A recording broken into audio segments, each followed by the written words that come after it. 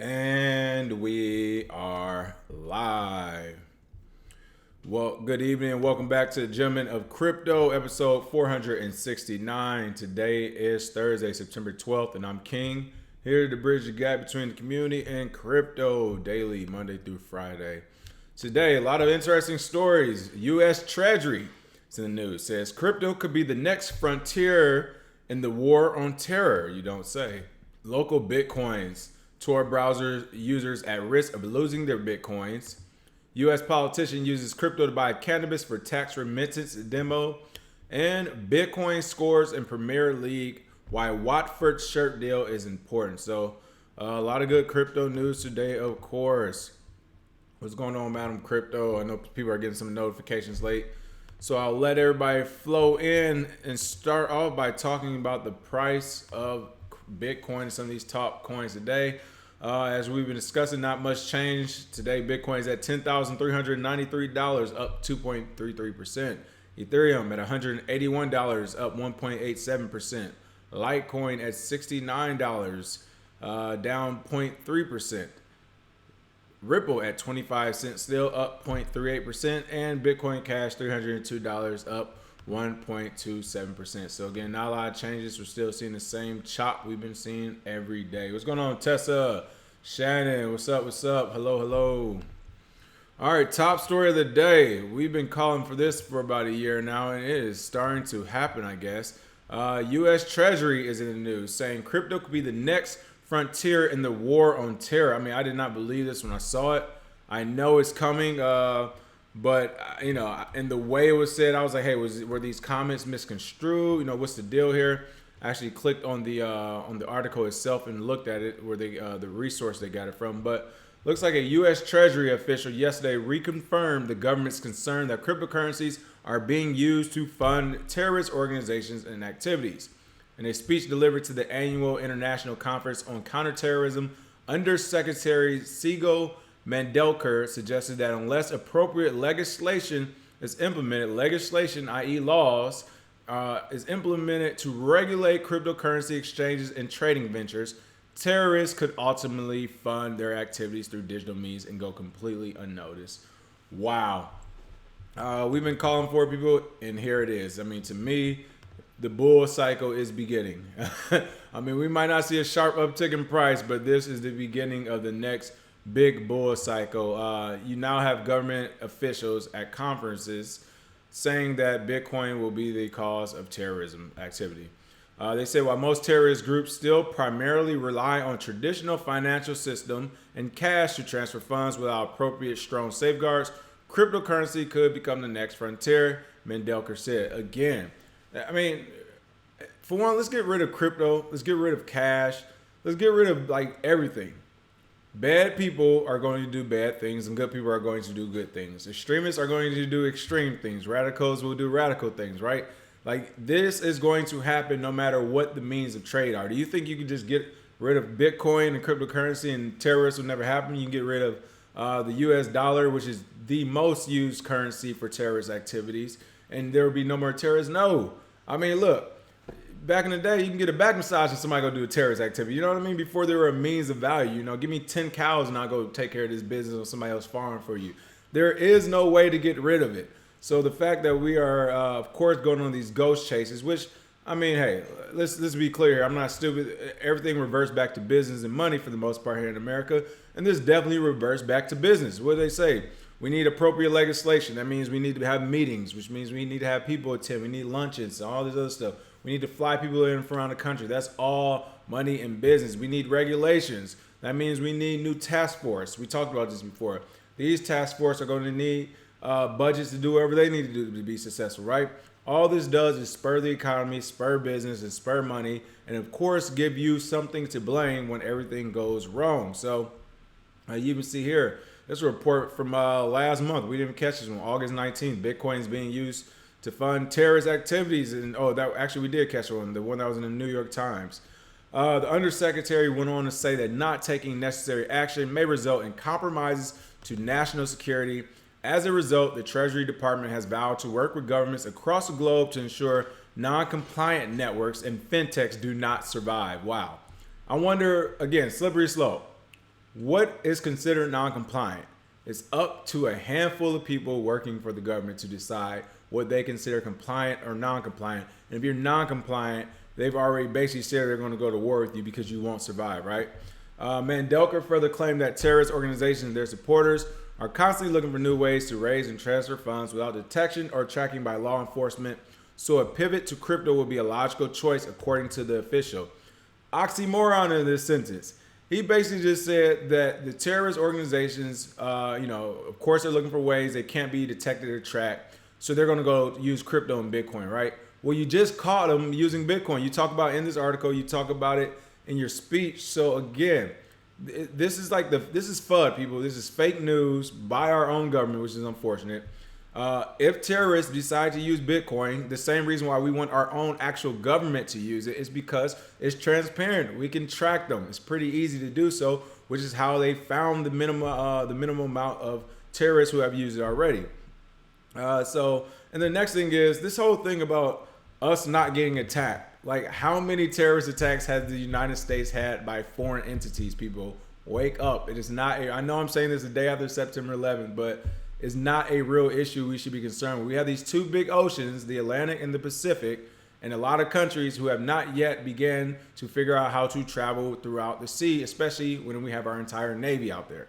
So it is not like the United States is getting attacked 24. I mean, it's not happening, people. So this is one of those things where, no, I'm not ready to give up more privacy and more money just so you can make up this whole thing. Well, cryptocurrency will be the changing factor of terrorist attacks moving forward. Like, really? I mean, you can give somebody diamonds, gold, again, cows. There's many ways of payment. It won't stop anything. And if they did want to use crypto, we all know they could just use Zcash, Monero, Cryptocoin, some of these privacy-centered coins. So this is the FUD from the government, of course. Here's an actual article if you want to check it out. Again, this isn't this isn't just some BS made-up article. This is on the Treasury's website for United States Department of Treasury website, home.treasury.gov/news/press tech releases SM773. This is an actual press release from the United States Department of the Treasury. And I mean, wow, whoever wrote this speech. I worked with these people before. I know how to do this, all right? Whoever wrote this press release, we need to give that public affairs officer a raise. I know it was somebody who did it. I probably know them, which is even more funny. But, they basically start off this entire article. Again, this is from yesterday, September 11th. So I don't want to be numb to, what happened during that time years ago and some of the people who were affected to it. However, this article, it does talk about September 11th. It goes on to say what else has changed post 9/11, our mission, all that good stuff. It goes on to talk about, some more of the actions we've taken under Trump, but basically just talking about terrorism. He gave this press release and this speech to a counterterrorism conference. So again, the majority of everything is about September 11th, basing it off terrorist activities we've seen around the world, more terrorism, the evolution of terrorism. And then he ends it like one of the last thing before the conclusion, as you see here, the last thing before the conclusion is digital currencies, the next front in the counterterrorism fight. Could you imagine this speech where, imagine I gather everyone up for a speech and I'm just hey, this is why our problems are here. We got all these people that are trying to rush our doorsteps. People are dying because of this. We can't eat. The world's going to end. And suddenly somebody walks out the door. You be like, and that's him right there. That's him. And I'm going to end my speech on that. You all do what you want, but that's the guy over there who I've been telling you has been trying to break into our house, into our country. That's him right there. Now, you all have a good day. I mean, that is basically what they did with the press release and the speech. They built up this big fear factor that, of course, we're about to get attacked again and all this other stuff. When literally more American attacks are happening from people who are Americans inside our school system, but that's a different topic, of course. In general, though, they're building up this boogie monster for you, and then they're going to end it by saying, in digital currencies is what's going to fund this thing. You all have a good day. Now we got to get to lunch. Like, that's how they ended it. It's crazy. It's madness. It's FUD if I've ever seen it. I mean, again, you can see here, they talk about, finally, before I conclude, I would like to address the issue of crypto or digital currencies. And it's crazy. The group they brought up was a story we covered. They said earlier this year, in February 2019, we covered this. We saw Hamas solicit Bitcoin donations via social media using 2 Bitcoin addresses. As of late March 2019, those 2 known addresses have received at least $5,000 worth of Bitcoin. While this might not seem like a lot of money, a FinCEN analysis found remittances linked to terrorism average less than $600 per transaction. As we know, the cost of carrying out a terrorist attack can be very low, but the human cost to victims is always extraordinarily high. All right, first of all, if a terrorist attack costs $600 or less to actually carry out, then why are we even monitoring money? Like, your whole reason for even monitoring money is wrong. If it's less than $600, then why are we monitoring money? AML, KYC makes no sense. If all someone literally has to do is go over there on a bus, a plane, or wherever they want to do, go to wherever place they want to cause terrorist activities with $599 in hand and 99 cents, say, let's get this thing popping. So the fact that we even have all these financial rules, but you're also telling me in the same sentence, less than $600 could be used, is crazy. I mean, realistically, you talk about 9/11, how much money was spent on that? People bought plane tickets and pocket knives, right? So doesn't make sense. Of course, we know that. But also, again, they go against their own argument. They're talking about they're using cryptocurrency and all this other stuff. Well, you tracked them. You tracked Hamas. You know exactly how much cryptocurrency, how much the USD value are in their account. So there isn't some mystery or scary thing, first of all. And secondly, when you're talking about organizations like Hamas, terrorists, or not, however you feel about them, they're not hiding it either. They publicly solicited these donations. We actually talked about them on the show. And this is where that slippery slope comes in at. I'm not saying Hamas is right or wrong, the U.S. right or wrong or whatever, but who gets to decide? What happens if Hamas turns into the size of the United States with defensive power and they say, well, you guys aren't allowed to use Bitcoin donations anymore. Like, you guys are terrorists. So again, slippery slope. I don't like the fact that we're already taking this stance of if things aren't compliant or they're non-compliant, we will seek to destroy them or finish them. But again, that is how we roll over here in the good old U.S. And hey, as I always say, people, as much as I critique it, I'm over here gang. So if this is where our government is moving, it's unfortunate, but this is what's happening. No one seems to care out there, right? All right, some of these comments, I see them rolling in. Craziness, right? Hero George, what's going on? Eric Brooks in the house. Long time no see live. What's going on? Allison Thompson, Leroy Forbes, Tiffany from New York. The Game I Peep, what's going on? Yeah, was it 2 years ago? Okay, yeah, Game I Peep said we called the Bitcoin and terrorism thing 2 years ago. Yeah, I knew we had called it a while back ago, and it's crazy it's coming full circle that they're trying to set this thing up already. What's going on, Sergeant Crypto? Eric Brooks said the U.S. government has already made environmentalists and animal rights organizers terrorists when they threaten dino corporate profits, and crypto threatens dino corporate profits big time, of course. What's going on, Crypto and Culture? Yes, the good old government FUD is back. I see you looking. Hello. Yes. What is it? Ronald Stewart, what's going on? Where can I cash out my crypto in the U.S. without a bank? Bank of America and Chase closed my accounts. Peer-to-peer. That's why it was made. Sergeant Crypto said, oh, snap. You haven't heard Bitcoin was used to fund the 9/11 terrorist attacks. That's basically what they're trying to do, man. This is crazy. Hero George said, I just said something more important. America has more to worry about from domestic terrorists. That's the crazy thing. Look, I'm going to take this back to the Muhammad Ali days. All these other people y'all talking about have never done nothing to me or mine, so I don't even know what's going on with this. I mean, again, whenever people start talking about this whole crazy terrorist thing and how we need this big defense budget, just ask them, have you ever seen anyone in a foreign military uniform on United States soil? It's a yes or no question, people. Like, really think about that. We are everywhere on this planet. No one is in our country. There's nothing to worry about. Those oceans are real. I was deployed on an aircraft carrier. I'm telling you, no one's crossing that water. We're good for a very long time. So it's crazy that this is like the thing of the day. But again, that's the business, people. That is the business of America. All right. Next story up. More FUD. I hate to say it, but we got to feed it to you. Don't worry. We're going to end on a great news story as always. Local Bitcoin said Tor browser users at risk of losing their Bitcoins. That is right. Onion's Tor browser. For those who don't know, the Tor browser is basically a privacy-centric browser. where people do, it's basically another way of using a VPN or a type of VPN, not all the way, but very similar. But Finnish peer-to-peer crypto exchange Local Bitcoins has warned users about alleged security risks associated with anonymous browser Tor browser. On September 9, transactional compliance expert Richard Bensberg tweeted a screenshot of Local Bitcoin's banner warning Tor users about the risk of losing their Bitcoins, which stated, warning to all Tor users, a Tor browser exposes you to the risk of having your Bitcoin stolen. They say it's not against the terms of service, but they're not any longer recommending it for their security reasons, as I just stated. Here's an actual picture as well of this tweet. Warning to all Tor users, you can see that. They tell you it's not against the terms of service, but to be careful using it.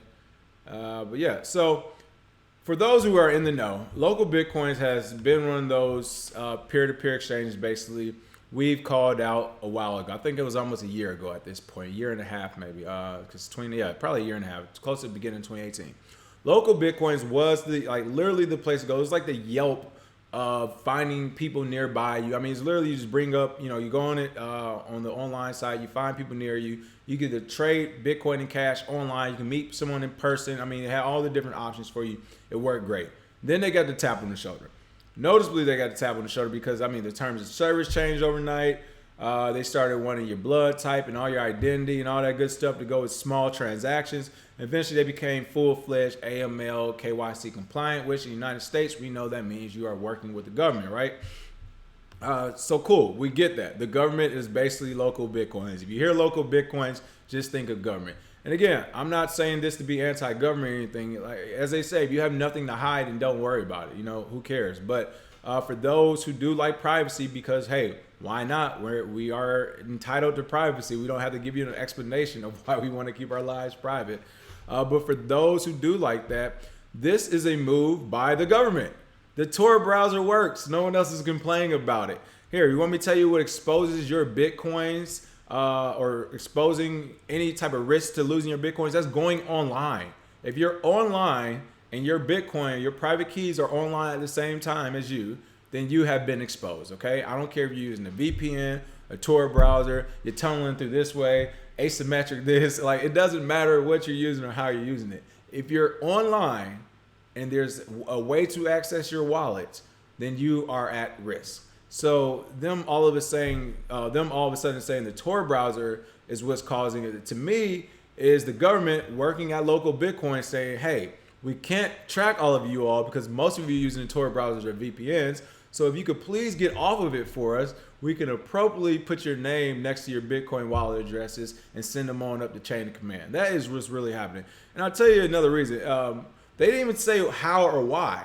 I'm trying to find it on here. They never gave us a reason why the Tor browser could possibly be putting your Bitcoin at risk. They just said that it might be happening. So here it is. Local Bitcoins did not specify why the browser makes users more vulnerable to theft.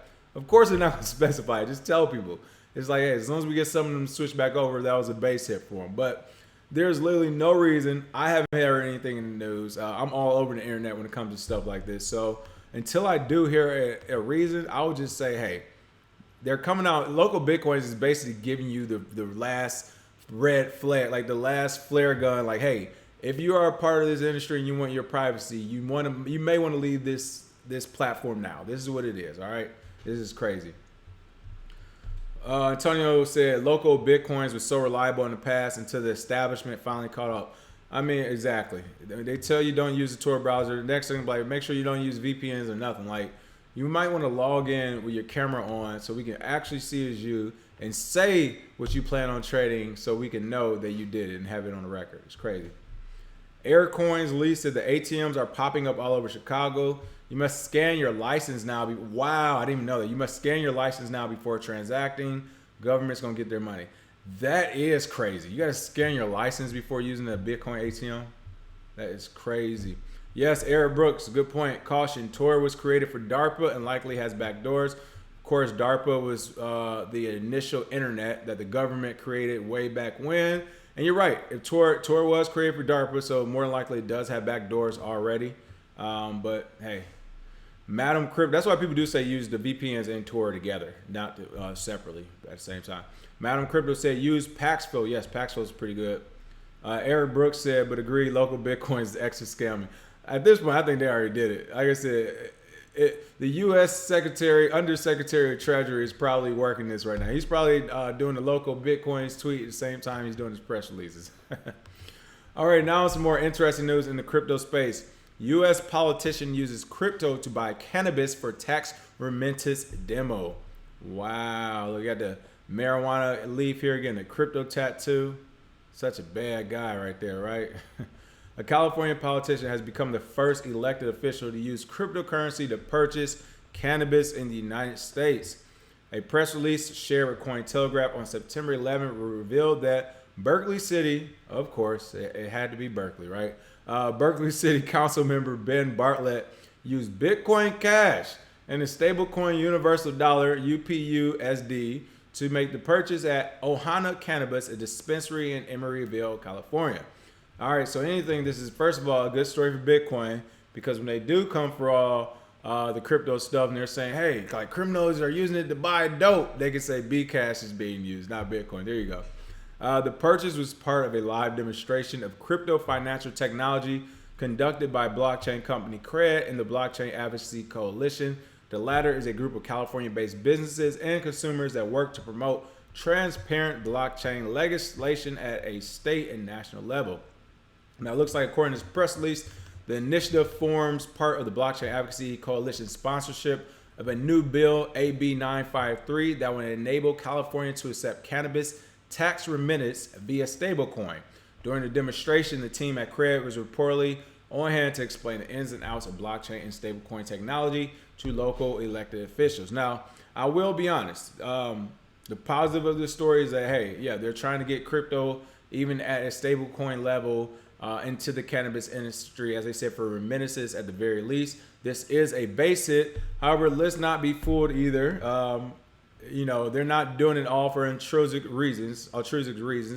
This company, the stablecoin they want everyone to use is their own stablecoin. So, I mean, it's one of those things where it is positive, like what you're doing is good, and I don't blame you, but they're also like, hey, since you guys are going to pick a stablecoin and allow us to use the stablecoin anyway, can we at least use ours that we already got together? So, whatever, this is a semi-sponsorship type of article. Their thing is called the Universal Dollar, which runs on Ethereum blockchain, and it's pegged to the US dollar, which was developed by the Universal Protocol Alliance, a coalition of blockchain firms, including KRBE, Uphold, and Blockchain at Berkeley. I will say, hey, whatever. I'm not even against actually using their stablecoin. They're the people that's out there putting up the money to educate politicians and regulators. They're putting in the time. They're trying to actually get this passed. This is a base hit. Again, even if it turns out to be their stablecoin, at least there's a stablecoin and cannabis in the same sentence now. So I'm not going to bash them for that, but I will say, hey, I like it. I definitely like it. But yeah, so we'll see what happens with this. I think this is one of those things that should have already happened, but a lot of at least in California and SoCal specifically, I've talked to a lot of different store owners that sell cannabis, or, whether it's recreational, medical, all that stuff. Because we always talk to them about why they don't accept crypto. Now, a couple have, but by and large, they've been basically told by the government not to accept it. And if they were to accept it, they would receive more scrutiny. So it's one of those things where for their business, you're talking about selling cannabis, they still take cash. Some places don't even take credit or debit card. It's cash only, open all day. And it's not the normal security around a store, if you know what I mean, right? So it's a cash-rich industry, and using everything via digital would just be so much easier, but the banks don't want to do it, right? Why would you not just use Bitcoin? You keep so much money. But like I said, the government literally has them scared, shook to do it.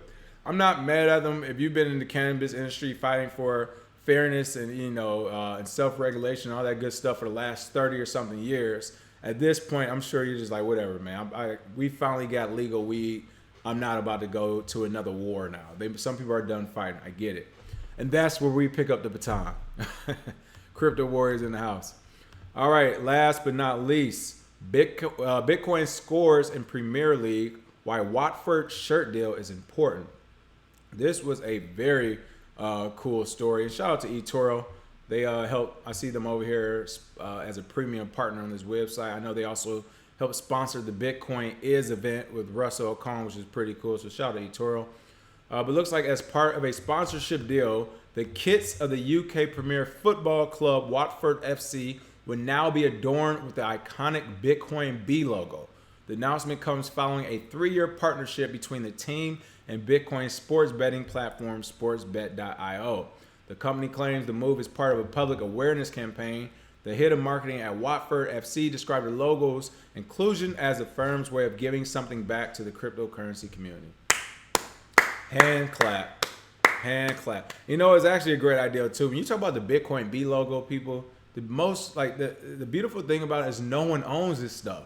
Like this is for everyone, right? No one owns a Bitcoin B logo. You can put it on whatever you want as well. And again, we always say it's free marketing. Just you could be whatever out there. You put a Bitcoin thing on, you start accepting Bitcoin. Hey, at least the people around you are going to want to pay attention to see what's going on. But I actually saw the jerseys. You can see here in this tweet, they're actually pretty cool. The Watford Football Club tweeting, "We are pleased to announce the @Bitcoin logo will appear on our shirt sleeve this season as part of an educational drive led by the sports betting brand sportsbet.io." And again, this is kind of like the last article. I'm not even mad at you, sportsbet.io. I actually see what you're doing here is very smart. They're circumventing the whole financial system. You all in certain states and regions and countries, you don't want to let us do sports betting. Your banks want to shut us out. We can't do this. I mean, sports betting has been a very difficult thing to set up. I mean, governments around the world are just extorting these things every time they pop up. It's either you all pay us and you can do a little bit, or you do nothing. We'll continue to do our own system. But regardless, sports betting and crypto makes sense. They're like, hey, why would we have to go through a traditional means of doing this thing? Let's tell more people about Bitcoin. Let's have our sports betting platform and say, hey, don't worry about a bank. Don't worry about a credit card. Send us some crypto. We can do this whole deal that way. So pretty cool to see sportsbet.io do it. And you can see the jerseys here, the mock ones. You see the Bitcoin B on the blue jersey here to my left. See if I get this photo back up. Oh, here we go. Boom. Here it is. All three of them, the blue and the 2 yellow and black jerseys with the white and black Bitcoin and then the red and yellow Bitcoin. That is super cool to see. And you talking about getting the conversation started. What's going to happen when that price jumps or dips or whatever? What do you think the entire locker room is going to be talking about when you have Bitcoin on your jersey? What do you think about the entire fan base is going to talk about when you have Bitcoin on your jersey and that price is going up and down? That will become the topic of conversation. Super cool to see. And again, you talk about free marketing. I hope to see more teams start to do this. But yeah, we'll make sure to stay tuned and see the impact on it this year as they sport their new Bitcoin jerseys. So shout out to Watford again. All right. Other than that, that is the show for today. What's going on, Mr. Gibson? Hello. Welcome. That's the show for today. I have no more. Make sure you smash that like and share if you like this, gave you any value, all that good stuff. Of course, you can check us out on iTunes Podcasts, Google Play Music, Spotify, iHeartRadio, every other podcast out there. Make sure you send us a review there too if you can. Other than that, have a happy Thursday, and we will see you tomorrow. Cheers.